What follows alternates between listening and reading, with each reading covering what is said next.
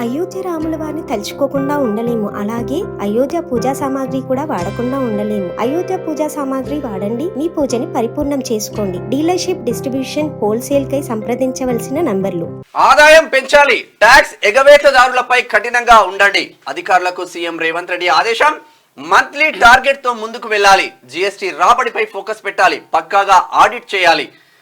ఎన్నికలప్పుడు భారీగా liquor scales పెరిగినా ఆ మేరకు రాబడి ఏది? కమర్షియల్ ట్యాక్స్ లో మంచి గ్రోత్, మరింత బాగా పనిచేయాలి. 3 నెలల్లో రాష్ట్ర సొంత ఆదాయం 29,000 కోట్లు, ఇంకా పెరగాల్సింది. నిర్ణీత ఆదాయ లక్ష్యాలపై ప్రతి నెల రివ్యూ చేస్తానని వెల్లడించిల్లు. మనమైతే ఆదాయం పెంచుకోవాలంటే ఎవరినో కొట్టడం కాదు. ఎవరైతే ఆ పన్ను ఎగవేతదారులు ఉన్నారో వాళ్ళ నుంచి ఆదాయం తీసుకోవాలి. తర్వాత ఇంకొకటి ఏంటంటే ఇక్కడ ఏదైతే జిఎస్టీ ఎగవేస్తా ఉన్నారో రకరకాలుగా ఇట్లా అవన్నీ జరుగుతూ ఉన్నాయి.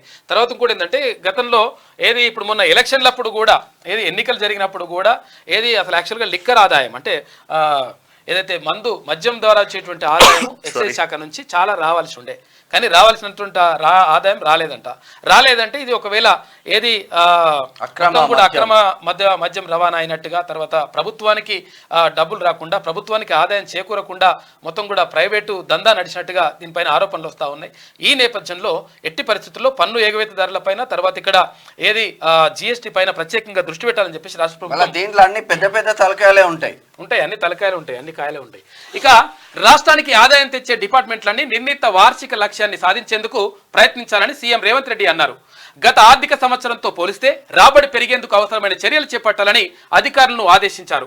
ఇక పన్ను ఎగవేత లేకుండా అన్ని విభాగాలు కఠినంగా వ్యవహరించాలన్నారు. అయితే జీఎస్టీ చెల్లింపుల విషయంలో ఎవరిని ఉపేక్షించకూడదని, నిక్కచ్చిగా పన్ను వసూలు చేయాలని చెప్పారు. ఇక ట్యాక్స్ ఎగవేతదారులపై చర్యలు తీసుకోండి, ఎంతవారున్నా వదిలిపెట్టొద్దు. ఈ విషయంలో అధికారులపై ప్రభుత్వం నుంచి ఎలాంటి ఒత్తిడి ఉండదు అని చెప్పేసి సీఎం స్పష్టం చేశారు.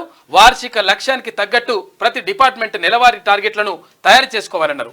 ఎప్పటికప్పుడు సాధించిన పురోగతిని బేరేజు వేసుకోవాలని సూచించారు. ట్యాక్స్ వసూళ్లకు సంబంధించిన డిపార్ట్మెంట్లలో అవసరమైతే సంస్కరణలు చేపట్టాలని ఆయన సూచించారు. ఎక్సైజ్, వాణిజ్య పన్నులు, మైనింగ్, స్టాంపులు, తర్వాత రిజిస్ట్రేషన్లు, రవాణా శాఖల అధికారులతో సీఎం రేవంత్ రెడ్డి గురువారం సెక్రటేరియట్లో సమీక్ష నిర్వహించిండు. అయితే ఇక్కడ అక్రమ మద్యం పైన కూడా ప్రత్యేకంగా నిఘా పెట్టాలని చెప్పేసి ముఖ్యమంత్రి చెప్పారు. ఎన్నికలప్పుడు మద్యం అమ్మకాలు ఎక్కువగా జరిగినప్పటికీ అంత మేరకు ఆదాయం పెరగకపోవడంపై సీఎం రేవంత్ రెడ్డి ఆరా తీశారు. అసలు ఎక్సైజ్ శాఖలో ఏం జరుగుతుందని ఆయన అడిగారు. ఈ ఆర్థిక సంవత్సరం 3 నెలల్లో కేవలం 379 కోట్లు పెరగడం ఏమిటని ఆయన అన్నట్లు సమాచారం. ఎక్సైజ్ డ్యూటీ కింద గత ఆర్థిక సంవత్సరం మొదటి 3 నెలల్లోనే 4,405 కోట్లు రాగా ఈసారి 4,784 కోట్లు వచ్చాయి.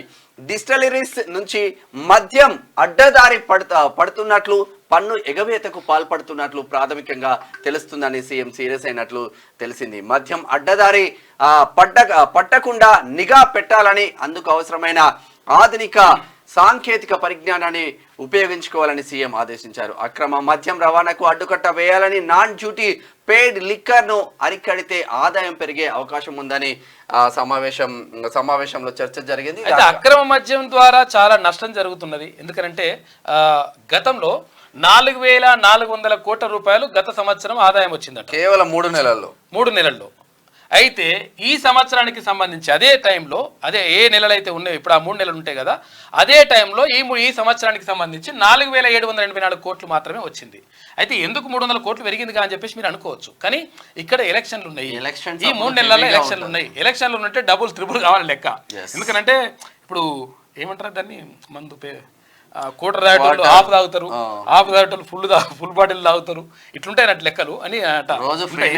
తర్వాత ఇప్పుడు రోజు పిచ్చుకోవటం ఏమంటారు దాన్ని, దండోర కొట్టేటోళ్ళు కూడా ఆయన బీర్లే తాగుతారు ఇప్పుడు. అట్లా ఇవన్నీ ఉంటాయి అన్నట్టు లెక్కలు. అంటే కొంచెం అలా డిమాండ్ ఉంటుంది ఓటర్ల కంటే కొంతవరకు అట్లా ఉంటుంది. అటువంటి టైంలో మరి ఆదాయం పెరగాలి. ఎందుకంటే మామూలుగా మద్యం అమ్మకాల కంటే అక్కడ ఎలక్షన్ టైంలో చాలా ఎక్కువగా ఉంటాయి. మరి అటువంటి టైంలో కూడా కేవలం 300 కోట్ల రూపాయలు మాత్రమే ఎక్కువ వచ్చినాయి. ఎందుకు ఇట్లా తగ్గింది ఆదాయం అని చెప్పేసి దానిపైన ఆరాధిస్తున్నారంట. అయితే మద్యం అక్రమ రవాణా జరిగిందనేటువంటి మెయిన్ ఎక్కడి నుంచి అయితే డిస్టిలరీస్ ఉంటాయో అక్కడ నుంచే అక్రమంగా తరలి అమ్ముకుంటున్న వ్యవస్థ అయితే గుర్తించినట్టు తెలుసు. చూడరు, గట్టిగా చూడరు, లేకపోతే ఎవరున్నా వదలదు ఎట్టి పరిస్థితుల్లో. లేకపోతే ఇప్పుడు ప్రభుత్వానికి నష్టం, ప్రజలకే నష్టం అది.